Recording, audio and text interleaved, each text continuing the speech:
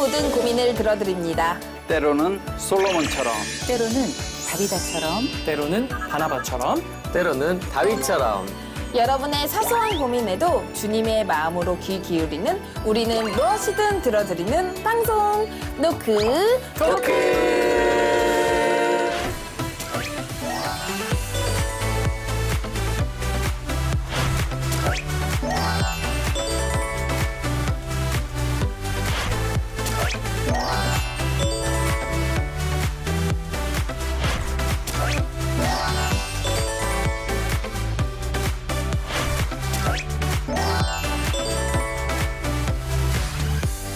안녕하세요. 안녕하세요. 잘 지내셨습니까?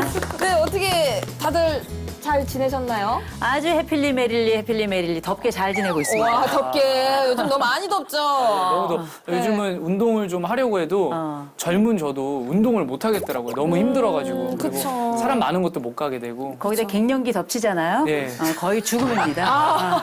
무덤에 그렇죠. 머물러 예수 내 구주. 이거 꼭 필요하죠. 깜짝 놀랐어요. 네. 그리고 주의할 건 이제 금년 여름은 작년에 더웠던 것보다 2배 정도 더 유지가 좋아. 된대요. 근데 마스크까지 끼고 그러려면 더 힘들지 않을까. 그쵸, 맞아요.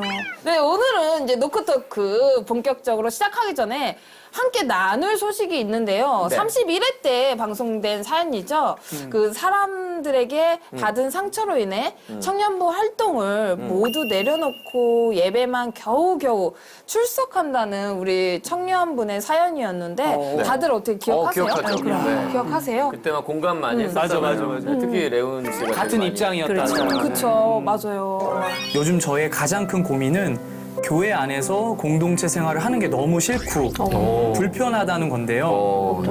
지금은 번아웃 되신 거니까 그냥 내려놓으셔도 괜찮다고 생각해요. 지금 이 사연자의 사연 제 사연이에요. 똑같죠. 왜냐면 저는 실제 지금 주일날 저희 교회 말고 다른 교회도 나가서 네. 예배를 드리고 힐링을 하고 와요. 저도 이 사연자 이야기를 들으면서는 성숙한 공동체를 가는 것도 필요할 것 같아요.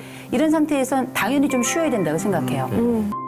어떻게 잘 되셨나 모르겠네요. 궁금하다 진짜. 어떻게 네, 지내시나. 지금 그 사연자분께서 방송 이후 현재 열심히 치료를 받고 있고 마음도 조금씩 회복되고 있다는 기쁜 소식을 저희 제작진 분들에게 전달해 주셨습니다. 다행이다. 네. 저희들이 정말 많이 기도하고 응원했었는데 이렇게 너무 좋은 소식을 전달해 주셔서 감사하다는 말씀을 드리고 싶고요. 끝까지 치료 잘 받으셔서 건강한 마음으로 다시 하나님 앞에 설 수 있기를 저희가 계속 기도하고 응원하겠습니다. 아멘. 네, 그럼 노크토크 37번째 시간 시작해 볼 텐데요. 오늘의 질문 함께 들어볼까요? 야, 이거는 걷잡을 수 없어. 가고 싶고, 놀고 싶고, 데이트도 하고 싶고. 아, 그러면 빨개졌어. 저는 가끔은 삥땅 치는 마음으로 할 때가 있어요. 아, 그렇게 얘기하시면 그럼 저도 이미 표는 끊어놨어. 가끔씩은 우리는 같이 가야 되나?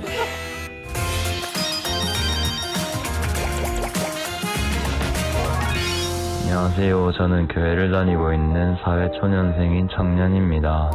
직장인이기 때문에 평일은 일하고 주말에는 휴식을 가지며 교회 생활을 하고 있는데요. 업무가 많은 때면 주말 출근도 하기 때문에 저에겐 업무가 없는 주말은 스스로를 재충전할 수 있는 소중한 시간입니다.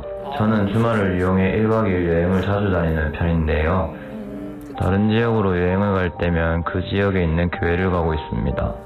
그런데 이런 제 모습을 보고 주일날 여행을 간다고 제정신이야? 라며 저를 안 좋은 시선으로 보는 사람들이 있어서 여행을 가면서도 자꾸 사람들의 시선이 신경 쓰입니다. 2달에 한 번 정도 주말을 이용해서 여행 가는 것이고 그 지역에 가서 예배를 드리는데 사람들이 계속해서 제 생활을 정지한다는 느낌을 받다 보니 정말 내 행동이 잘못된 것인가 라는 생각이 듭니다.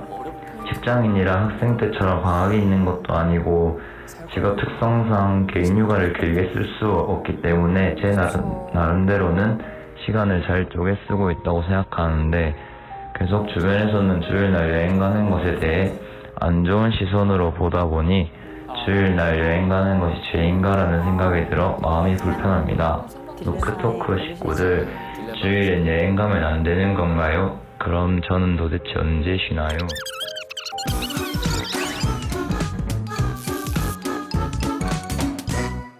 네, 노크토크에 물어봐. 오늘의 어렵다. 질문은 주일날 여행 가면 안 되나요? 입니다. 우리 식구들은 주말이나 혹은 주일에 여행을 가보신 적이 있으세요? 저 같은 경우에는 아직 좀 이렇게 파릇파릇하잖아요. 막 어디 여행도 가고 싶고. 어디가 파릇파릇. 네. 이제 뭐 신체적인 거나 뭐 정신적인 거나 네. 파릇한 거야? 뭐 외모나 네. 뭐 뜨가 뭐 이렇게 막 맞아, 뜨겁게 맞아. 돼 네. 있잖아요. 그러다 보니까 어디 가고 싶고 막 놀고 싶고 데이트도 하고 싶고 이런 나이인데 그렇죠, 저도 뭐 맞아요. 여행도 가보고 특히나 행사장 갈 때 행사를 가면 자연스럽게 여행을 하게 되잖아요. 맞아. 그러니까 이거는 또 그렇죠. 행사만 하고 오긴 그런 것 같아요. 저 같은 경우에도.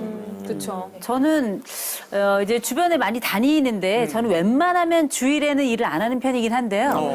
이제 너무 큰 일은 해야죠. 예를 들면 뭐 이렇게 이렇게 이제 이게 뭐, 크다는 게 뭐. 네, 이렇게 네. 기도가 길어지면서도 동시에 이렇게 주여 이렇게 할 때가 있어요. 이게 네, 그렇죠. 그렇죠. 이제 그럴 경우에는 간혹 강연을 지방으로 가게 되면 저 같은 경우는 뭐 항상 주일은 저희 가족들하고 함께 예배를 드리긴 하는데 정말 강연을 가야 되는데 너무 멀어서 토요일 날 올라올 수 없는 어쩔 수 경우도 없는 있고요. 거죠. 네, 또 어쩔 경우에 수 따라서 그 전날 뭐 가야 되는데 그게 주일이 끼어 있거나 이런 경우 아니면 해외에서 일정이 있을 경우에는 그렇지. 교회를 맞아요. 가기가 조금 어렵잖아요. 이러니까 제가 이게 엄청 많은 것 같은데 그렇진 않아요. 많이 불러주십시오. 그런데 실제 이렇게 강연을 이렇게 다니다 보면 주일이 끼어 있고 이런 경우에는 저는 아예 원칙이 서 있어요. 무조건 제가 머물러 있는 숙소에서 가장 가까운 검증된 교회를 가자. 이런 게 정해져 있고 최근에 이제 우리가 코로나 이후에는 저는 항상 뭐 우리가 온라인 예배 드리는 게 있으니까 저는 한 3군데 정도 이렇게 정해놓고 보는 데가 있거든요. 그래서 그 중에 한 군데는 반드시 주일날 정해놓고 거기서 예배를 드리는 걸로 제 마음의 기준은 일단 그러합니다. 맞아. 이렇게 해야 돼요. 맞아요. 저는 직업이 목회자인지라 주일날 여행을 하기가 힘들죠. 그러네요. 네, 뭐 가끔 부럽기는 합니다, 선생님들이. 솔직하신 근데 거예요. 되게 재밌네. 생각해보니까 목사님이 주일날 여행 가서 딴 교회에서 예배 드리시면 근데 이제 우리 사례를 주일날 잘 드시니까. 그래도 이제 가본 적이 있는데 그때가 언제냐면 휴가 때. 1년에 한 번 휴가 때. 또 신혼여행 갔을 때. 네. 요때 주일날에 여행을 간 적이 있고요. 근데 이제 주로 그래도 여행을 이제 가려고 하면 시간이 주말밖에 없으니까 저 같은 경우 주일 사역을 다 마치고 저녁에 이제 1박 2일로 월요일날 쉬니까 목회자들은 그렇게 주일날 여행 가본 적이 있는 것 같아요. 네, 근데 저도 주변에 친구들이나 직장 다니시는 주변 분들을 보면은 주말에 여행을 엄청 많이 다니시더라고요. 그렇죠. 네, 네.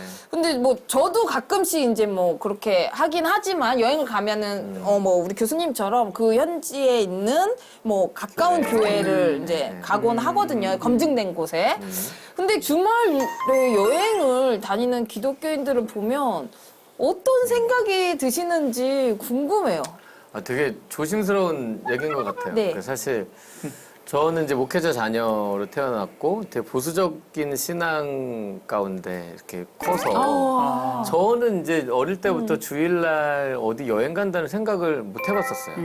맞아. 네, 그러니까 지금까지도 그런 생각을 못 해봤었고 네. 그런데 사실 이제 사회생활 하다 보면 넌 크리스천들이 많으니까 이제 그들의 삶을 좀 이해하게 되잖아요. 그러니까 원론적으로 좀 얘기하자면 저는 이거 제 개인적인 생각이니까 목적이 그러니까 주일날 두 분이나 저나 좀 일 때문에 사실은 어쩔 수 없이 지방에 가서 어쩔 수 없이 예배를 드리는 경우는 어쩔 수 없다고 생각하는데 네. 목적이 노는 것에 그러니까 내 여행에 맞춰 주일날 여행의 목적이 맞춰 있느냐 그렇지 않느냐는 좀 중요한 부분인 것 같아요 제 개인적으로는. 그래서 만약에 꼭 주일날 여행을 꼭 가야 된다. 그래서 거기 있는 교회를 간다. 그럼 사실은 뭐 정죄할 일은 아니지만 하나님이 과연 기뻐하실까라는 생각은 들기는 해요. 제 생각은. 아니 그래서 있어요. 그런 거 있잖아요. 저도 이제 합리화 시켜서 가거든요. 저는 이제 교회 순장을 하다가 네. 순원들이 너무 스트레스를 주니까 그냥 여행을 제주도로 가자 제주도로 가는데 이제 합리화를 시키는 거죠. 자연을 주신 하나님을 경험해 보자. 자연에서. 그렇지. 근데 이제 어떻게 보면 전사님 하신 말씀이랑 약간 좀 마음이 좀 찔림이 왔던 게 그래 난 사실 여행 간 건데 여행이 굳이 그 제주도에 있는 그 물 위에 떠 있는 교회가 있어요. 한 교회가 거기가 너무 예쁘다고 해가지고 그 교회 겸 여행을 갔는데 사실 여행이 목적이었거든. 근데 너무 스트레스를 주니까. 근데 이제 말씀하신 것처럼 목적이 여행이냐 아니면 예배냐 이게 상당히 그렇죠. 중요한 것 같고 네. 그다음에 중요한 거는 약간 저는 그런 경우 있었어요. 저희 어머니가 그때 당시 예수님을 안 믿었었는데 엄마가 유일하게 화를 내셨던 게 친척집을 같이 가야 되는데 네. 제가 교회 간다고 안 가니까 네가 믿는 하나님 난 평생 안 믿을 거야라고 한 적이 있어요. 그러니까 때로는 갈 땐 가줘야 되겠더라고. 이렇게 어쩔 수 없는 경우. 어쩔 수 없는 경우 이런 경우. 이런 경우는 그렇죠. 그래야지 나를 통해서 예수님을 보여주지. 맞아, 안 맞아. 그러면은 맞아. 야 이거는 걷잡을 수 없어. 부모님하고 싸우면은 진짜로. 저도 주일날 교회를 가는 길에 아시는 분 선배님들과 뭐 이제 주변 분들이 강남 쪽으로 넘어오라고 지금 다 같이 놀고 있다고 이렇게 해서 저는 교회 가야 됩니다. 그랬더니 저한테 그런 얘기를 하시더라고요. 지금 교회를 다니지 않는 어린 양 3명이 있다. 네가 한번 와서 전달 한번 해볼래? 대박. 그렇게 얘기하시면서 그럼 저도 잠깐만요. 예배 드리고 간다고 하시죠. 그래서 예배만 드리고 간다고 했는데 지금 와야 된다는 거예요. 그럼 가만히 있으면 잠깐만 헌금만 하고 갈게요. 이렇게 해가지고. 그래가지고 교회 가서 헌금하고 앞에서 기도하고 어린 양을 전달한다고 이렇게 하고 갔는데. 꼭 그런 사람도 있어. 네, 근데 지금 만약 질문자처럼 주일밖에 쉴 수 있는 시간이 없는 분들이 또 많이 계시잖아요. 나에게 가장 소중한 2가지 일이 겹쳤을 때 사람들은 어떤 마음을 갖게 되나요? 우리가 동일한 몸, 하나의 몸으로 동일한 시간에 2가지를 해야 된다면 그쵸. 그럼 그 앞에서 나는 어떤 것을 해야 될 것인가 그 선택 앞에 서게 되잖아요. 어떻게 보면 인생은 다 계속 진로인 것 같아요. 작은 선택부터 큰 선택이 이렇게까지 다 진로이긴 할 텐데 일단 사람에게는 다 아무도 물어보지 않아도 자기 마음속에 우선순위가 있어요. 맞아요. 사실 고민은 하지만 이미 표는 끊어놨어. 맞아. 네, 이런 경우가 많이 있어요. 그래서 이제 가면서 이제 회개하는 경우, 혹은 충분히 놀고 기왕 간 거 충분히 놀고 그 다음에 와서 회개하는 경우, 다음 주에 헌금을 2배 하는 경우 뭐 여러 가지가 있잖아요. 근데 이제 뭐 생각해 보면 우리가 마음 속에 합리화하는 늘 일어나고요. 때로는 내 스스로에게 거짓말을 할 때도 있어요. 그런데 이 일이 자주 있는 일이냐, 아니면 어쩌다 일어나는 일인가, 그렇죠. 이거에 따라 좀 다를 수 있고요. 또 경우에 따라 자주 있는 일이 아니더라도 불가피하게 어딘가를 가야 되거나 또 이게 여행이라고 하는 주제는 그냥 일 때문에 가는 거랑은 또 달라요. 그럼요. 맞아요. 그럼요. 이게 뭐냐면 즐거움, 쾌를 추구하기 위해서 가는 거라 하나님이 이 쾌의 앞에 서 계신가 뒤에 서 계신가를 우리가 또 생각하게 되잖아요. 근데 이제 그럼에도 불구하고 우리는 마음속에 생각하죠. 오늘 이 자리에 어차피 하나님이 어디나 계시니 간절히 기도하고 회개를 세게 하고 그 다음번에 다음 주에 주님께 가서 하루 종일 교회에서 봉사하자. 맞아. 이런 마음을 갖게 되는데 너무 자주가 아니라면 때로는 우리가 살아가며 어른이 되어도 거짓말을 하고요. 때로는 살아가며 내 정직성을 의심하면서도 그래도 평균적인 기준이 있잖아요. 그렇다면 저는 뭐 어느 정도는 하나님도 내가 좀 그렇긴 한데 이해는 한다. 우리의 또 약함을 아시니까. 그럼에도 불구하고 원칙은 있어야 될 것 같아요. 메인 기준은 주일날 예배 드린다. 주일 성수한다. 맞아요. 그러나 가끔은 띵땅 치는 마음으로 갈 수도 있지 않겠나 이런 생각을 인간적인 마음으로 한번 해봅니다. 그렇죠, 맞아요. 그렇다면 목사님, 성경에서는 안식일에 대해 어떻게 이야기하고 있나요? 네, 구약 성경에 보면 이제 십계명을 통해서 네. 안식일을 기억하여 거룩히 지키라 이렇게 네. 말씀하고 있죠. 근데 오늘 우리는 안식일을 지키는 것은 아니고 주일을 지키죠, 그렇죠? 네, 그건 뭐냐면 예수님께서 오셔서 우리를 위해 구원 사역을 완성하고 부활하신 날이 안식 후 첫날 주일이었기 때문에 그래서 이제 그리스도인들은 안식일 날을 지키는 것이 아니라 주의 날 예수님께서 우리를 구원하신 그 날을 지키는 것이 이제 어떻게 보면 기독교적인 안식일의 내용이 되어버린 거죠. 이 주일날의 기원이 되는 안식일을 만드신 하나님의 목적을 마가복음 2장 27절에 말씀을 하고 계세요. 제가 한번 읽어드릴게요. 또 이르시되 안식일이 사람을 위하여 있는 것이요 사람이 안식일을 위하여 있는 것이 아니니 이러므로 인자는 안식일에도 주인이니라. 자, 이 말씀에 의하면 안식일이 사람을 위해서 있다라고 이야기하고 있습니다. 그렇게 보면 안식일 정신을 가지고 주일날을 거룩하게 지키는 것이 참 필요하죠. 그러니까 안식일날 사실 우리의 예배를 드리면서 우리의 영혼이 안식을 하지만 또 영혼만 안식한다고 되는 건 아니잖아요. 그쵸. 몸도 마음도 또 몸도 사실 안식이 필요하죠. 그런 의미에서 우리가 주일날을 정말 하나님 안에서 잘 쉬고 또 예배하고 그렇게 살아가는 것이 또 필요할 것 같습니다. 네, 맞습니다. 기독교인들이라면 안식일을 거룩하게 지키라는 하나님의 말씀은 너무나 잘 알고 있을 거예요. 그러나 이게 살다 보면 주일에 개인적인 시간을 보내게 될 때가 있잖아요. 주일날 여행 혹은 또 개인적인 시간을 가져야 하는 사람들에게 꼭 당부하고 싶은 이야기가 있다면 어떤 게 있을까요? 우리가 오래된 교회나 아니면 이제 아름답다고 하는 교회, 동서양의 교회를 가보시면 스테인드 글라스가 있어요. 이 스테인드 글라스는 굉장히 다양한 생유리를 통해서 그 빛이 그 유리를 통과하면 그 아름다움을 통해서 우리는 하나님이 저 속에서 아름다움으로 역사하시는구나. 그러면서 교회가 가지고 있는 아름다움과 경건함을 더하는데 이 스테인드 글라스가 굉장히 큰 몫을 담당하잖아요. 그런데 이 스테인드 글라스를 가만히 살펴보시면 작은 유리들이 굉장히 다 똑같은 색이 아니라 제각각의 색을 가지고 그 빛의 향연을 내는 거거든요. 또 어떻게 보면 어떤 사람들은 매일 주일 성수를 해야 돼. 그 가운데 하나님은 그렇게 역사하시고 어쩌다가 예를 들어서 어딜 갔다. 그렇다면 그 어쩌다가 있지만 그럼에도 불구하고 항상 하나님을 기억하는 그 사람에겐 또 하나님은 그 색깔로 존재하실 거라고 저는 생각을 하고요. 근데 이제 이를테면 너무 자주야. 너무 자주다. 그럴 경우에는 내가 본교회에 가지 못하는 것에 대해서 굉장히 죄책감을 갖게 되고 오히려 그러면서 교회 가는 걸 조금 더 멀리하게 되는 이런 상황이 생겨날 수 있거든요. 이럴 때 이 사람이 가지고 있는 스테인드 글라스 그 빛의 색깔은 어떤 것이어야 될까? 저는 그거는 대안적인 교회나 대안적 예배에 대한 탐색이 좀 필요하다고 생각해요. 그래서 뭐 우리가 굳이 이걸 합리화라고 이야기한다면 내가 다니는 가까운 곳에 가는 여행 가는 곳에 가까운 교회에 가서 그 교회가 가지고 있는 그 아름다움과 그 속에 있는 하나님에 대한 그 느낌 또 예배의 특징 이런 것들을 알아간다 생각하는 마음으로 가까운 교회나 혹은 온라인 예배로 대체하는 것을 기준으로 삼는 것도 저는 나쁜 건 아니라고 생각해요. 생활 여행자들도 있거든요. 제가 그 전에 한 어떤 TV를 봤는데 그 TV 한 방송에 그 생활 여행자라는 한 사람이 어떤 얘기를 하냐면 굉장히 높은 언덕에 서서 건너편에 있는 산을 바라보면서 눈물을 흘리는 거예요. 뭐라 그러냐면 나 혼자 여기에 와서 이 아름다운 장면을 보는 게 너무 미안하대요. 그러면서 눈물을 줄줄 흘리면서 그 아름다운 광경을 함께 나누었으면 하는 마음이 있더라고요. 어느 곳에나 하나님은 계시죠. 그 생활 여행자의 그 눈물 속에도 저는 하나님이 계신다고 생각을 해요. 그래서 보물 있는 곳에 마음이 있는 것처럼 우리의 마음은 발걸음이 있는 곳에 있기 때문에 출석하는 건 꼭 잊지 말아야 될 것 같아요.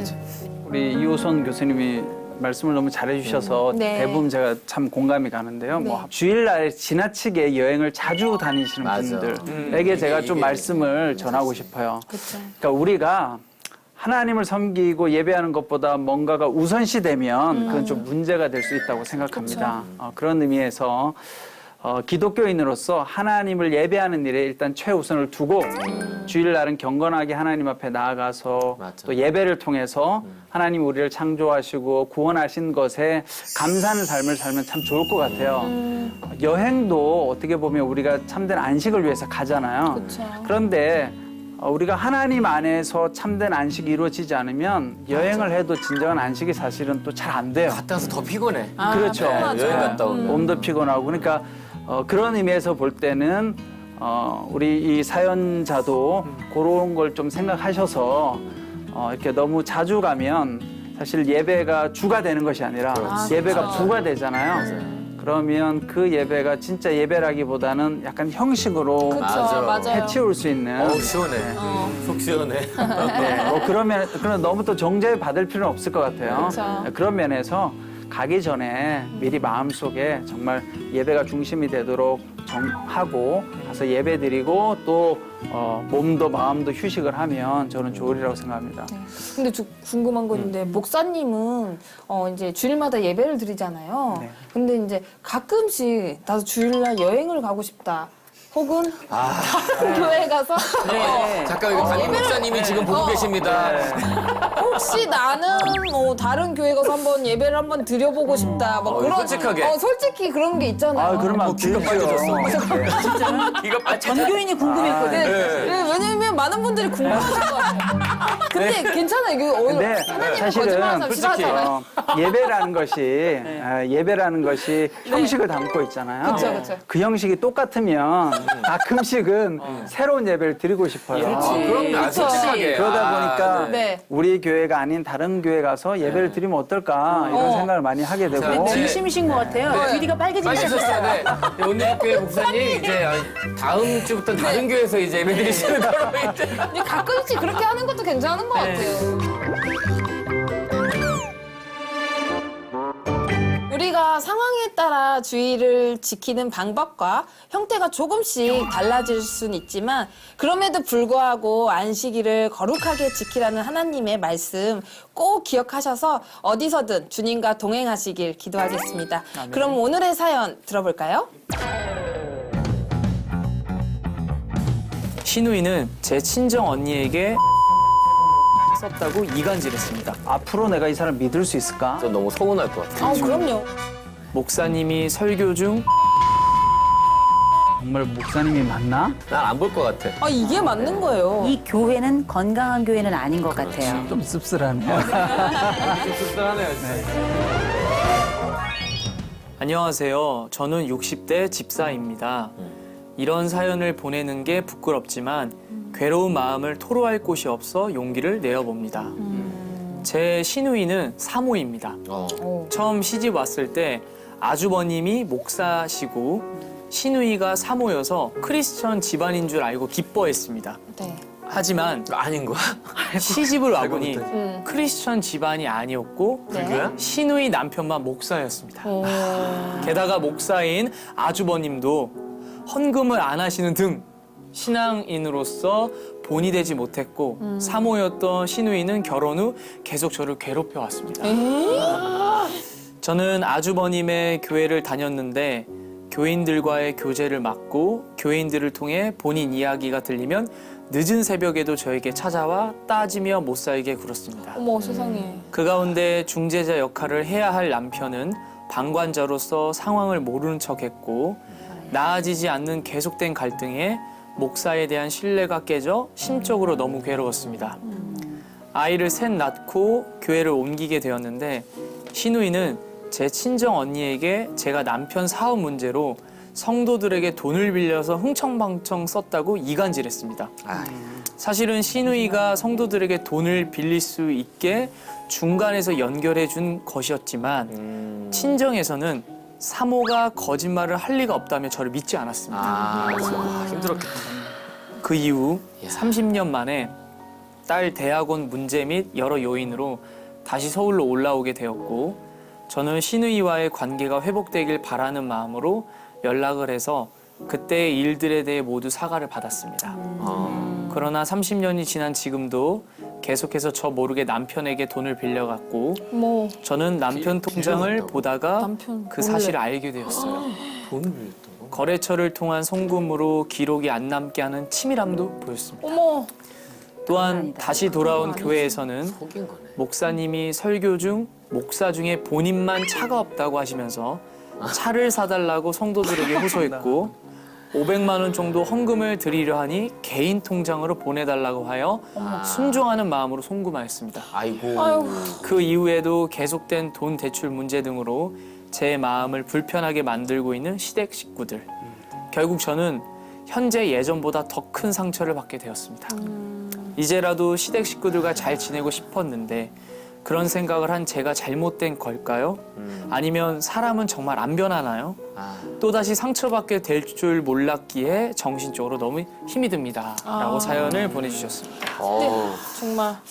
네, 오늘의 사연은 시댁과의 관계에서 깊은 상처를 받은 우리 집사님의 사연인데요.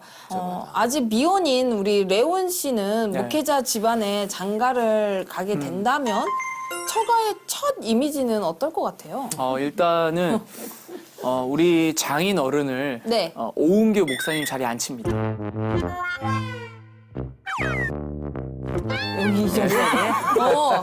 장인어른. 따님이 네. 있으신가? 네, 거의 뭐. 그리고 귀가 빨개지셨어요. 갑자기 레오니가 저 얘기를 왜 하지? 갑자기 이거. 약간 그 정도로 우리 장인 어른의 그 모든 거를 네. 제가 다 커버해드리고 네. 사랑해드리고 존중해드리고 우리 장인 어른이 기독교 방송 나가고 싶다 적극적으로 지지해드리고 만약에 장모님은요? 장모님이 사모님이시잖아요. 네, 사모님. 이 사모님께서 또 자리인가요? 예? 그럼 이 자리인가요? 그 어느 자리든 빨리 얘기해. 어느 자리든 제가 빠지든 네. 만약에 거기에 뭐 빠지든 그 누구야 그 장모님 딸 말고 아들도 있다 뭐 제가 아들. 빠지든 여기를 빼든 뭐든 왜 나를 왜 빼는 거야? 갑자기. 다 빼서 네. 일단은 거의 우리 집안으로 만들어 버리죠. 그냥 따로 그냥 너튜브에서 하세요. 안 그래 너 쪽에서 하면 되겠네. 왜 우리 빼려고 그래? 그만큼 거의 사랑하게끔 저도 예쁜 또 행동을 하겠죠 또. 근데 좋을 것 같아요. 저는 약간 그런 집안을 원해요. 근데 또. 근데 진짜 그럴 것 같아요. 레온 씨가 항상 어머니 말씀하시고 그럴 때 보면 정말 가족에 대한 사랑이 정말 끔찍하거든요. 맞아요. 근데 그 얘기를 듣는 우리가 이번엔 끔찍하네. 네. 진짜 깜짝 소름 끼쳤어요. 나도 깜짝 놀랐어 지금. 막 소름 감독님 돋아요. 우리 자리 다 빼고. 환기를 좀 해야지. 네. 저는 약간 그 색안경을 안 끼려고 노력하는 스타일이에요. 그러니까 그 목회자들이 많은 가정으로 제가 만약에 결혼을 했다. 네. 그렇게 생각하면 일단은 뭐 안심되는 건 있겠지만 그럼에도 불구하고 무조건 좋게만 바라보거나 무조건 안 좋게만 바라보려는 그런 색안경을 좀 빼고 저는 성품이 중요하다고 생각하거든요. 맞아요. 네, 성품이 중요하다고 생각해서 또 그런 가족들뿐만 아니라 사회적인 관계도 잘할 수 있는 어쨌든 가족이 된다는 건 또 사회적인 관계잖아요. 맞아요. 그러니까 그런 관계들에 대한 것도 좀 살펴보려고 할 것 같아요. 저희 언니가 네. 이제 결혼을 했고 결혼을 했을 때 저희 형부가 전도사였어요. 그래서 나중에 이제 안수를 받아서 목사님 되세요. 지금도 목회 또 오랫동안 잘하고 계시거든요. 저는 지금도 형부가 별로예요. 괜찮아요? 괜찮으세요? 근데 워낙에 친해요. 워낙에 친해서. 그리고 뭐 다행이다. 목사님께 다행이다. 그런 말씀을 드리는 건 깜짝 적절치 않습니다만 너무 착해가지고 부처님 가운데 토막 같아요. 정말 너무 좋은 분인데 저희가 처음에 언니가 왜 결혼하게 됐나 봤더니 그때는 신앙이 너무 뜨거웠어. 그래가지고 그냥 주의 종이면 다 된다는 거였어요. 저희 언니가 나갈 때는 혼자 나갔는데 들어올 때는 구름대와 같은 남자들이 뒤로 쫓아다닐 정도로 굉장히 미색도 좋고 뭐 아주 뭐 재능도 좋고 거기다 마음도 너무 따뜻하고 그래가지고 저는 저희 언니가 엄청나게 막 어마어마한 집에 결혼을 해가지고 저를 호강시켜줄 줄 알았어요. 이야, 근데 까만잡잡하고 요만한 분이 와가지고 곧 제 형부가 된대요. 둘 중 하나가 없어졌으면 좋겠더라고요. 근데 지금은 너무 만족스럽고 너무 감사해요. 왜냐하면 그 집안에는 두 가지가 있더라고요. 하나, 건강성이 있었어요. 이 집이 적어도 대단히 상식적이고 또 가족관계가 건강하고 다른 교인들과의 관계도 건강하고 이런 건강성과 상식성이 함께 있었기 때문에 언니가 사람을 잘 봤구나. 우리 형부는 참 살수록 진국이구나. 형부 보고 있지?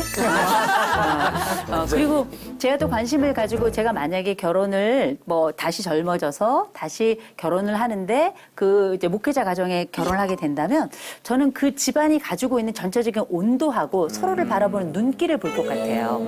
참 사람들마다 이상하게 집집마다 상담을 가족끼리 쫙 모아서 해보면 서로 간에 눈으로 말을 이렇게 눈짓을 이렇게 자주 하는 집도 있어요. 진짜 건강하지 않아요. 왜냐면 그 눈짓에서 빠져있는 사람이 꼭 있거든요. 근데 중요한 건 내가 결혼하면 그 사람이 나야. 그런데 그것 말고 보다 부드러운 눈길, 그다음에 서로를 이렇게 아껴주는 게 눈으로 보이고 그 감각들이 온 가족이 가지고 있는 하나의 문화를 자리 잡는 집들이 있어요. 그래서 적어도 제가 이제 어떤 새로운 곳으로 가게 된다. 만약에 그래서 새로운 가족을 만나야 된다면 그 상식선과 건강성 그리고 부드러운 눈길 또 온도 요 네 가지를 아마 집중적으로 보게 되지 않을까. 우리도 부드러운 눈길 서로 이렇게 좀 해야 되지 네, 않을까? 부드럽게. 완전 좋죠. 중요한 건 여기는 결혼할 사람이 우리끼리는 없네요. 그래도 부드러운 네, 눈길. 부드러운. 우리는 가족이니까. 그러니까요. 가족이죠. 근데 궁금한 게 있는데 기독교인들이 목사님과 사모님에게 갖는 신뢰와 기대감은 어느 정도인지 너무 궁금해요. 대부분의 그 정상적인 교회 성도님들은 절대적이지 않아요. 그럼 뭐 인간적으로라도 신뢰하는 것도 그렇고 또 목회자로서 하나님 말씀 대언하신다 해서 굉장히 막 절대적으로 이렇게 바라보는 게 일반적이잖아요. 네. 주의 종을 뭐 맞아, 섬겨라. 맞아. 주의 종을 섬겨라라고 그 말씀을 항상 들을 때마다 우리 목사님을 존경해야 되겠다. 그리고 이제 구원자는 나의 하나님이지만 나의 피할 뭐 피난처와 안식처는 약간 목사님하고 사모님이 되는 거예요. 이제 상담도 하고 그렇지, 왜 그렇지. 우리 엄마는 예수님을 안 믿는 거죠. 이런 궁금증도 의지할 그렇죠, 수 있고 맞아요. 그러다 보니까 아무래도 말씀하신 대로 진짜 절대적으로 신뢰할 수밖에 없고 말씀에 또 나와 있어 버리니까 이걸 또 어떻게 얘기를 못 하겠더라고요. 무서워서. 많은 분들이 목회자에 대해서 갖는 생각은 뭐냐면 인간이 아니문이다. 이렇게 그게 생각을 문제인 해요. 것 같아요. 이 약간 뭔가 차원이 다른 맞아, 인류 맞아. 정도로 이렇게 생각을 하시는 것 같은데 그런 기대를 딱 가지고 들어가니까 기본적으로 한 가지 실망이 시작되면 줄을 이어가지고 도미노가 이제 생겨나는 거잖아요. 그래서 제가 볼 때는 이렇게 몇 가지 기대가 있는 것 같아요. 첫 번째, 여느 사람 같지 않아야 한다라는 것 하나. 두 번째, 서로 이 사람이 평범한 사람이라도 그러지 않았으면 좋겠다라는 기대감. 네, 두 가지가 있고 또 하나는 적어도 우리가 평상시 사람들에 대해서 갖는 첫 번째 기대가 한 40점부터 시작을 한다면 목회자에 대한 기대는 이미 80점부터 시작되는 건 맞아요. 아닌가. 굉장히 크고 높은 기대로 시작이 되는 것 같아요. 네, 맞습니다. 저 역시 목사님과 사모님에 대한 신뢰는 늘 가지고 있거든요. 실제로 가족들 이야기보다 목회자 이야기를 더 신뢰하시는 분들이 많으실 것 같은데 만약에 집사님의 상황처럼 제 동생이 제 이야기보다 목사님과 사모님의 이야기를 더 신뢰한다면 저는 너무 서운할 것 같아요. 다들 어떠세요? 근데 저 같은 경우에도 약간 좀 서운한 건 서운한 건데 또 오늘 이렇게 이야기를 나눠보면서 드는 생각이 한편으로는 또 그럴 수도 있겠다. 왜냐면 얼마나 내가 신뢰가 안 됐으면 얼마나 내가 내 동생한테 잘못했으면 그쵸. 내 동생이 굳이 저기까지 가서 그런 얘기를 할까. 그러니까 영역이 다른 거죠. 제가 개그를 하는 사람이 막 재미있게 할 수는 있지만 진지하게 상담을 또 할 수 없는 영역이 또 나눠져 있는 것처럼 그런 것처럼 뭔가 나의 분야도 있고 그 목사님 사모님도 분야가 있으니까 그런 건가라는 또 생각은 또 들게 돼요. 근데 한편으로는 이제 그럴 수도 있지만 한편으로는 그래도 내 말을 믿어주지 않는 가족이라면 전 너무 서운할 것 같아요. 그럼요. 너무 속상하고 아니 그래도 내 편을 들어줘야지. 만약에 내가 잘못됐다 하더라도 내 가족은 내 편을 들어줘야 되지 않나는 생각이 좀 있는 거예요. 그러니까 저 같으면 증명해 보일 것 같아요. 그래? 그렇다면 내가 한번 증명해 보일게. 내가 했던 이 말과 내가 한 행동이 맞다는 거 한번 증명해 볼게라고 할 것 같아요. 그렇죠. 제가 성도님 중에 신방을 한번 간 적이 있었는데 네. 이제 이 성도님이 다른 교회를 오래 다니다가 저희 교회를 오게 된 거예요. 근데 사연을 들어보니까 이제 이분이 막 주변 힘들고 삶이 어려우니까 의지할 데가 이 교회밖에 없었던 거예요. 근데 그 교회가 약간 기도원 같은 곳이었어요. 그러니까 거기 가서 항상 이제 기도 받는 거야. 근데 문제는 기도를 하고 그냥 오는 게 아니라 헌금을 내야 돼.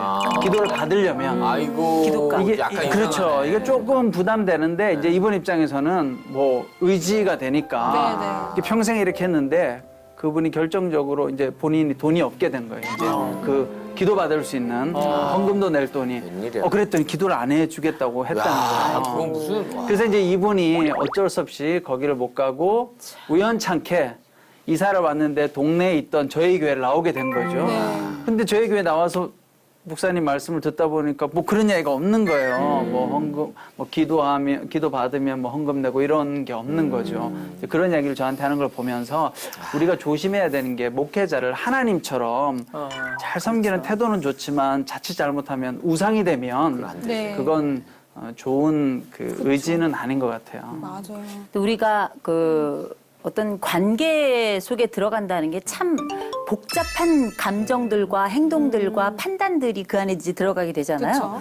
근데 가족이 나를 믿지 않는다라는 건 굉장히 여러 가지 상황을 생각을 해야 돼요. 상정을 해야 되는데 그 첫 번째 상황은 뭐냐면 내가 가지고 있는 가족 간의 관계의 문제가 내 행동이나 오랜 잘못이나 이런 것들을 통해서 반복돼서 내 가족이 나를 믿지 않을 수도 있어요. 그럴 수도 있겠죠. 그럴 수도 있겠죠. 그 시선도 한번 생각을 해봐야 돼요. 왜 내 엄마도 내 배우자도 나한테 얘기하지 않고 이런 행동을 하고 이런 말을 했을까? 이건 한 번쯤 좀 생각해 볼 필요가 있고요. 근데 그게 아니라 절대적으로 외부 환경 이상한 경우도 있어요. 외부 환경 이상한 경우도 있어요. 근데 그런 경우라면은 사실은 뭐 아예 믿을 만하지 않고 이렇다면 이제 외부의 잘못이 확연하니까 이거는 뭐 어떻게 보면 선명하죠. 이제 문제는 뭐냐면 나는 대단히 상식적이고 그리고 내가 가지고 있는 이런 행동이나 이런 것들은 문제가 없는데 목회자 가정이라고 하는 그 대상이 이상해. 근데 주변 사람들이 뭐라 그러냐면 내가 이상하대. 나는 괜찮고 상대가 이상한 건데 주변에서는 어떻게 네가 이상한 거야 이렇게 이야기하면 사람 혼란스럽게 되는 거죠. 내가 그러네. 진짜 이상한가? 그럼 우리가 흔히 말하는 정신적 혼란이 거기서부터 야기가 되는 거예요. 그러면 이제 생각하게 되는 거죠. 증명해 볼까? 어떻게 증명을 해야 되지? 그러면 만약에 그쪽이 잘못됐다면 나는 어떤 면에 문제가 생긴 거지? 근데 아무리 생각해도 이해가 안 가. 그러면 그때부터는 무슨 일이 벌어지냐면 혼란스러우면 그게 해결이 안 되잖아요. 그러면 화가 나요, 사람은. 화가 나고 그리고 이 모든 상황이 어디로부터 왔는가를 생각해봐서 가장 중요한 원인을 제공하고 나에게 가장 아픔과 상처를 주었던 사람에게 그 분노를 확 쏟아내게 되는 건데 나도 왜 그렇게 하는지 이유도 잘 모르기 때문에 우울증 같이. 상황이 막 꼬여버려서 우울증을 넘어서서 약간 정신 혼란 정도로 생각하셔야 될 것 같아요. 정신 착란까지는 아니겠지만 계속 이렇게 혼란스러운 상황이 반복이 된다면 그거는 한 번쯤 제3자가 멀리서 보고 그 퍼즐을 함께 맞추어 가면서 풀어볼 필요가 있어요. 네. 아, 너무 어렵네요. 더 어렵다, 진짜. 네.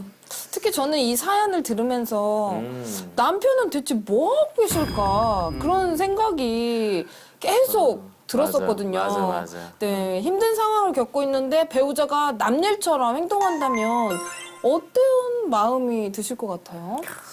이게 저도 이제 같은 그렇죠, 어렵잖아요. 생각이었어요. 네. 남편은 무조건 아내 편 들어야 된다고 저는 생각해요.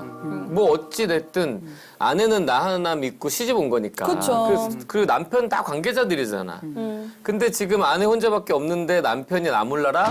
그거는 남편분이 만약에 이 방송 보신다면 자잘못을 떠나서 어떠한 이유든 간에 어쨌든 남편은 아내 편이 되어줘서 한번 그 입장을 생각해봐주고 그 입장에서 대변해주는 역할을 좀 가족들 간에 브릿지 역할을 해야 되는 게 남편이 아닐까 그런 생각이 좀 그쵸. 들어요. 근데 제가 볼 때는 양쪽 얘기 다 들어봐야 돼요. 그렇죠. 남편은 왜 그랬을까? 나빠서 그랬을까? 아니면 어떤 말하지 않는 사연이 있는 걸까? 아까 어떤지 상황은 다 열어봐야 알고요. 그래서 이럴 가능성은 있으나 양쪽을 다 들어봐야 된다라는 걸 전제로 해야 된다는 거고요. 네. 두 번째로는 호소를 했는데 그리고 내가 이런 일이 있었어. 그럼에도 불구하고 마치 내 이거는 아무것도 아닌 것처럼 내 상처는 아무것도 아닌 것처럼 그렇게 남몰래 뭔가를 계속하고 있었다면 그건 너무 실망스러운 일인 거예요. 실망스러운 일이죠. 얼마나 속상했겠어요. 엄청 큰일이죠. 이거는 배신감도 굉장히 클 것 같아요. 30년 세월이 짧은가요? 아유. 그럼요. 그 사이에 누군가 30년 살지도 못하고 죽는 사람들도 있는데 맞아요. 굉장히 긴 세월인데 남편이 혹은 아내가 나 몰래 지속적으로 어떤 돈에 관련된 거든 뭐든 그 송금이나 이런 걸 계속했다. 그거는 부부 사이에도 굉장히 신뢰를 한번 좀 그럼요. 확인을 해볼 필요가 있을 정도로 아마 두 분 간의 관계도 아주 편안하진 않을 것 같아서 저는 약간 그게 좀 걱정이 돼요. 제가 만약에 그런 상황이었으면 저는 3개월만 그랬어도 전 이혼당했어요. 아, 제 그렇죠. 저희 남편이 그렇게 했죠. 이미 요단강 건넜어요. 큰일 날 뻔했네요. 네. 큰일이죠. 이거는 저는 결혼은 중요한 거구나. 중요한 거예요. 중요하죠. 요단강을 건널지. 요단강, 저는 이혼이면 차라리 그냥 다행이네. 그거는 양반이죠, 네. 요단강이네요. 며칠 후. 그러면 저 질문 하나 할게요. 네. 만약에 내 배우자가 나 몰래 가족과 오랜 시간 돈 거래를 해왔다는 걸 알게 됐다면, 네, 어떨 것 같으세요? 이거 진짜 어려운 것 같아요. 네. 만약에 이제 사실은 이제 저희 가족들에서 돈을 막 빌려주고 이런 건 아닌데 그런 돈 거래가 있었던 적이 있거든요. 네, 근데 저는 아내한테 뭐라 그랬냐면 받을 생각하지 말고 그냥 드려. 이게 맞는 거예요. 그냥 감사한 거예요. 왜냐? 내가 줄 수 있는 상황이 되는 거니까. 그렇죠. 저희 그런 경우가 있었고 그런 거면 괜찮은데 우리가 계속 돈을 이렇게 빌리는 입장이라면 그거는 정말 힘든 상황인 거예요. 그렇죠. 여유가 있다면 좀 빌려드리는데. 근데 이제 어려운 거니까. 근데 저는 한 가지 짚고 넘어가야 될 게 뭐냐면 계속 만약에 빌리고 이래야 되는 상황이라면 이거 제 개인적인 생각이에요. 그러면 그 일을 지금 30년 동안 계속 빌리면서 하셨다는데 굳이 그 일을 하셔야 되나요? 30년 동안? 계속 빌려야 되는데? 그 길이 맞는 건가 한번 체크해봐야 될 것 같아요. 만약에 제가 사업을 하는데 그게 계속 빌려야 돼. 그러면 그 사업은 멈춰야 되는 거예요. 자기가 잘 할 수 있는 거, 할 수 있는 것도 구분해야 된다고 선택과 집중해야 된다는 시대인데 계속 빌리면서 어렵게 하면서 이 일을 해야 된다? 하면 그거는 조금 한번 고민을 해봐야 될 일이 그쵸. 아닐까 생각이 들어요. 맞습니다. 제가 이렇게 성도님들 여러 가지 가끔 상담하고 이야기하다 보면 이 갈등하는 가장 중요한 요인들 중에 몇 가지 중에 하나가 이 돈 문제거든요.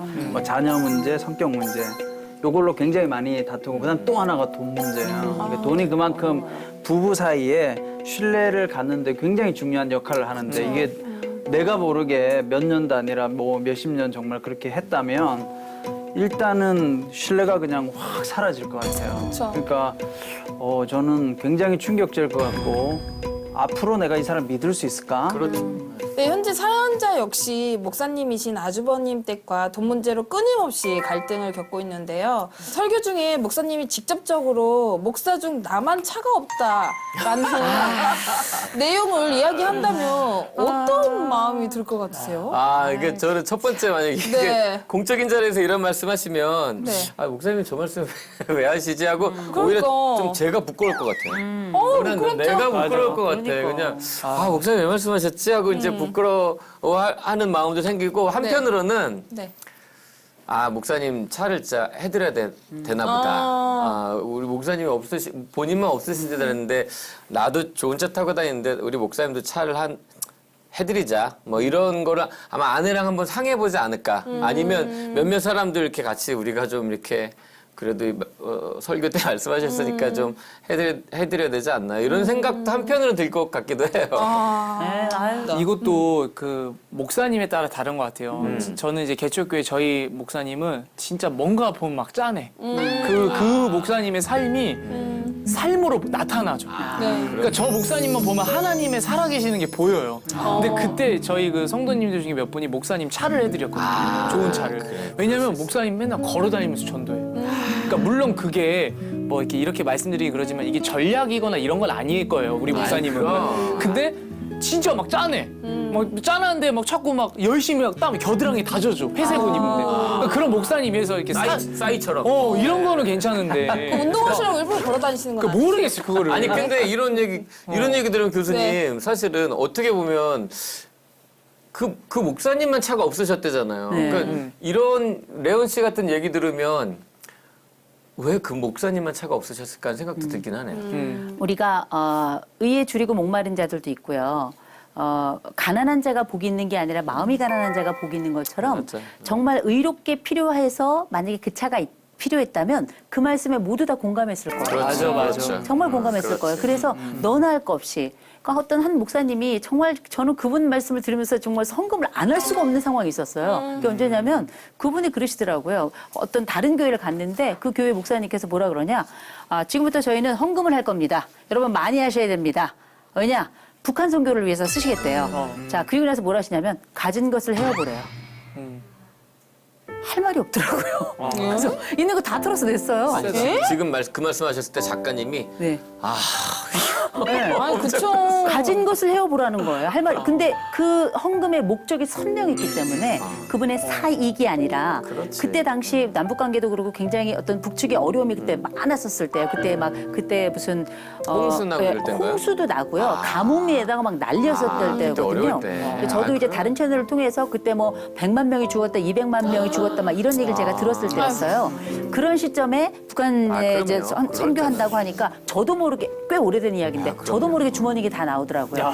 그런데 그런 선한 목적이나 의의를 위해서 쓰는 것이 아니라 이게 사익처럼 느껴지잖아요. 네. 안쓰러운 면이 있지만. 그러니까 이제 그럼 이제 갈등하게 되는 거야. 교인들은 하나 의무감, 또 하나 죄책감, 뭐 그러면서도 약간의 분노.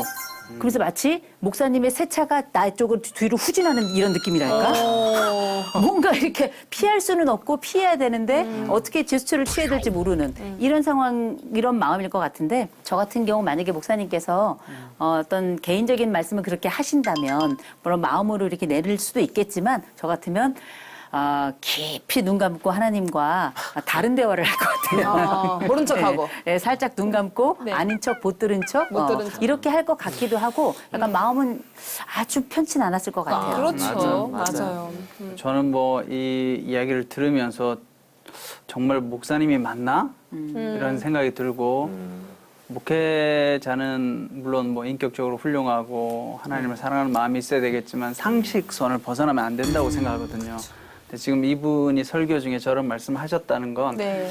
기본적으로 뭐 목회자를 떠나서 누구라도 상식적으로는 사실 맞는 말이 전혀 어울리는 말이 아닌 것 같아요. 제가 이렇게 한국 교회를 보면 저도 사역하고 목회해 왔지만 대부분의 성도님들은 목회자가 열심히 하면 정말 이런 상황에서 차가 없다 그러면 제가 봤을 때 대부분 한국 교회 성도님들은 차례를 마련해 주세요. 맞아요. 말을 안 해도. 그럼요. 그런데 저렇게 말씀하시면 해드리려고 하다가도 아유 이렇게 마음이 물론 뭐 여러 가지 사연이 있을 수 있겠지만 이 목사님이 조금 직함은 목사님이지만 목회자답지 않다 그런 생각이 참 많이 들어요. 부끄럽기도 하고 네, 그런 생각이 듭니다. 네, 결국 사연자는 30년 만에 다시 돌아온 아주버님 교회에서 또다시 돈 문제로 마음의 불편함을 겪게 됐는데요. 긴 시간의 노력으로 나에게 상처를 준 사람을 용서를 했는데 그 사람에게 또다시 상처를 받았다면 어떨 것 같으세요? 난 안 볼 것 같아. 아, 안 볼 수 없지. 안 볼 수 없는데 이게 보세요. 결국은 가족의 문제예요. 목회자이시고 교회에 관계된 사람들이 있지만 결국은 돈 문제가 가족에 관련돼 있는 거잖아요. 진짜 안 받을 셈 치고 주는 거라야 된다고 제가 아까 얘기했지만 또 그런 거로 인해서 예전에 상처받았던 걸 다 용서하고 미안하다는 얘기도 들었는데 또 다시 반복된다. 그럼 남편한테도 실망하고 아주버님한테도 실망하고 또 다 뭐 가족들한테 다 사실 실망 혼자 외톨이 같은 느낌일 것 같아요. 그쵸, 당연하죠. 네, 내가 굳이 지금 이 자리에 왜 있을까? 내가 서 있을 곳은 어디인가 하는 생각이 너무 크게 들어서 지금 보지 말자는 얘기인가? 앞으로 진짜 남은 인생 행복하게만 살았으면 좋겠는데 이게 뭐지? 하는 이런 생각 들 것 같아요. 여기까지인가? 이런 생각 들 것 같아서. 맞아요. 이 가족이라고 하는 게 참 어렵고도 참 안타깝고도 절실하고도 그러면서도 정말 미움이 생겨나는 게 가족 관계가 아닌가 싶은데 그쵸. 내 바로 부부로서의 관계도 그렇지만 이렇게 2차 관계, 3차 관계로 연결되어 있는 관계들이 신앙하고 또 맞물려 있으면 맞아. 어떻게 도망갈 고리를 찾기가 어려워요. 통로를. 근데 지금 같은 경우 우리가 기억해야 될 게 상담 현장에서도 모든 관계가 다 회복되고 모든 상황이 다 완결되는 게 아니에요. 대부분의 경우에는 해결되는 국면도 있지만 그렇지 않은 경우도 있어요. 그런 경우에는 그냥 두는 것이 아니라 또 다른 방법을 찾게 되는데 그 방법 중에 하나는 뭐냐? 분리입니다. 분리라는 방법을 쓸 수 있어요. 지금 같은 경우 보면 30년간의 그 세월의 엄청난 세월의 거리를 두고 상황이 다시 회복되고자 서로 간에 합의를 거쳤는데도 불구하고 그 상황은 전혀 달라지지 않잖아요.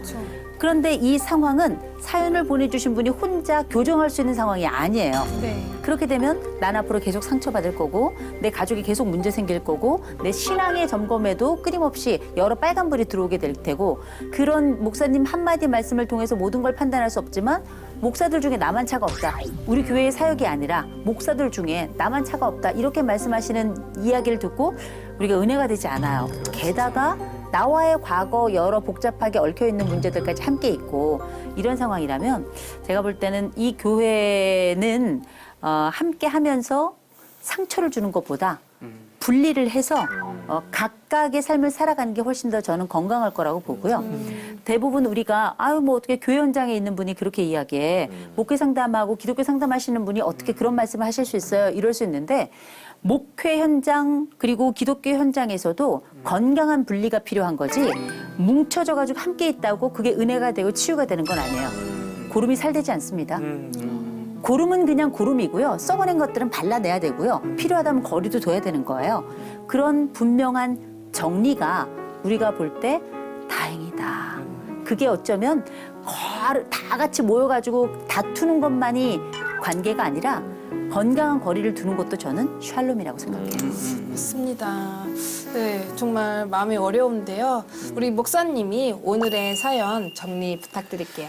듣는데 참 답답하네요. 네. 제가 저 사연자의 상황에서 평생 저렇게 믿음 생활을 해야 했다면 너무 힘들었을 것 같아요. 그래서 이호선 교수님 말씀하신 거에 저는 전적으로 공감하고 맞아요. 우리가 사실은 신앙이라는 것이 하나님을 위한 헌신이잖아요.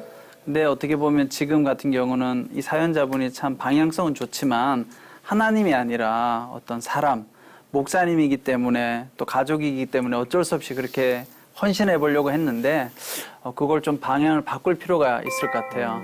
그러니까 목회자니까 무조건 헌신하고 따라야 되는 것이 아니라 우리는 하나님을 향해서 헌신하고 또 하나님을 위해서 봉사하는 삶을 살아야 된다. 네. 그런 의미에서 이호선 교수님 말씀하신 것처럼 건강한 분리는 저는 참 필요하다고 봐요. 왜냐하면 그 교회가 아니면 교회가 없는 게 아니니까. 그쵸. 그래서 오히려 그 안에서 상처받고 신앙적인 계속 갈등 가운데 있는 것이 아니라 오히려 나와서 조금 더 건강한 공동체에서 좀 위로도 받고 회복도 되었으면 좋을 것 같고요.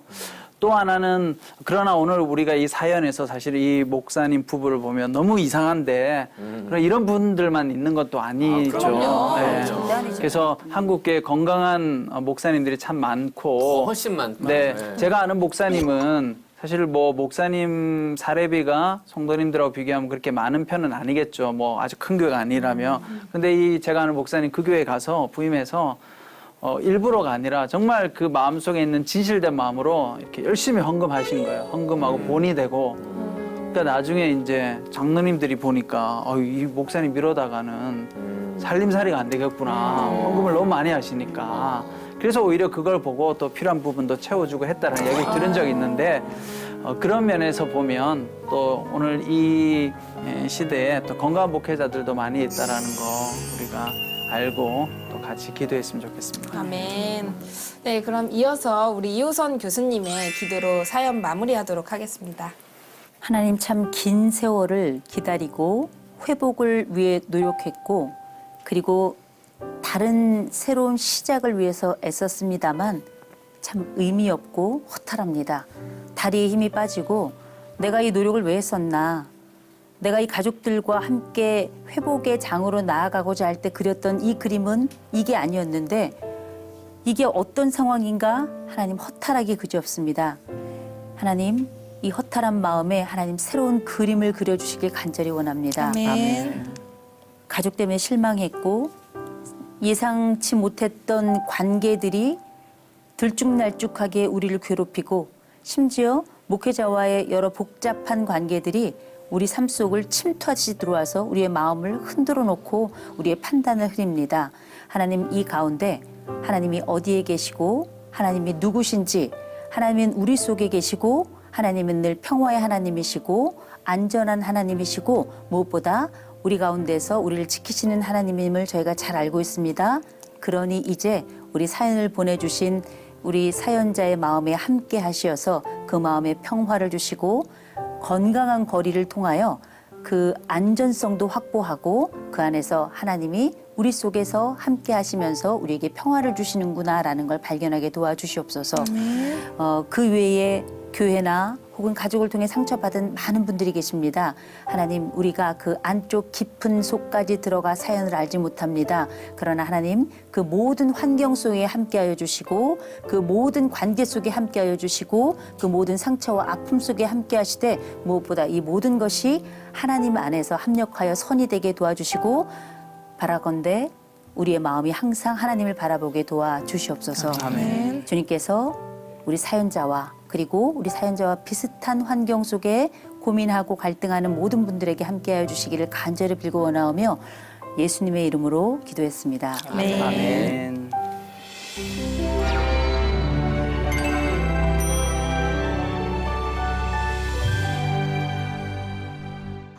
네, 오늘은 노크토크 37번째 시간으로 함께 했는데요. 다들 어떠셨어요? 우리 노크토크가 두 가지 의미가 있잖아요. 하나는 왜 노크토크냐면 사연자분이 우리에게 노크하시면서 사연을 보내주시면 우리는 이걸 가지고 토크를 하고 네. 두 번째는 우리가 하나님 마음의 문을 노크를 했을 때 기도를 통해서 하나님이 우리에게 토크를 해주시고 대화를 하는 이 방식이 노크토크의 핵심이라고 저는 생각을 해요. 그쵸. 그러면서 항상 드는 생각이 또 뭐냐면 노크토크가 뭔가 학습이라고 생각을 하면 사연자분들은 이걸 가지고 자습을 하고 이걸 가지고 복습할 필요가 있다. 아우, 아멘. 근데 가장 중요한 건 뭐냐면 이 방송을 통해서 회복되면 이거는 참 좋아요. 그쵸. 왜냐면 성령님이 함께 하시고 방송을 보고 계시는 시청자분들도 은혜가 있으니까. 그러나 이 방송을 통해서 절대 회복되진 않을 거예요. 이게 뭐냐면 교수님 말씀, 목사님 말씀, 전사님 말씀처럼 상담을 받을 땐 상담을 받아야 돼요. 그리고 힘들 땐 나눠야 되고 기도할 땐 기도해야 되는데 우리 방송만 기다려가지고 왜 쟤네 거 방송 봤는데 왜 회복이 없지? 이렇게 생각하시면 안 된다는 거. 저는 항상 그게 노크토크에서 제가 생각하는 또 생각이거든요. 우리 노크토크가 모든 걸 변화시킬 수는 없어요. 그러나 우리는 사소한 것부터 많은 것까지 하나님이 변화시킬 줄 알고 방송을 하는 거거든요. 그렇기 때문에 우리 시청자분들 이걸 좀 알았으면 좋겠어요. 네. 이건 이런 시작이죠. 그러니까요. 굉장히 중요한 말씀이시고 요 시작을 통해 가지고 어떻게 하나님이 역사하시는지를 지켜보면서 나름의 노력을 다시 하시고 맞아요. 또 제일 중요한 건 액션을 하셔야 돼요. 그러기 위해선 도움도 받으셔야 되겠죠. 맞아요. 그렇죠. 멋있는데요. 저 역시 오늘도 함께해서 정말 감사한 시간이었는데요. 요즘 각자의 삶 속에서 힘든 일이 참 많으실 거라는 그런 생각이 들어요. 그럴 때마다 주님 손잡고 우리 다 같이 다시 일어설 수 있기를 저희 모두 기도하겠습니다. 누군가 내 이야기를 들어주길 원한다면 주저 말고 놓고 해주세요.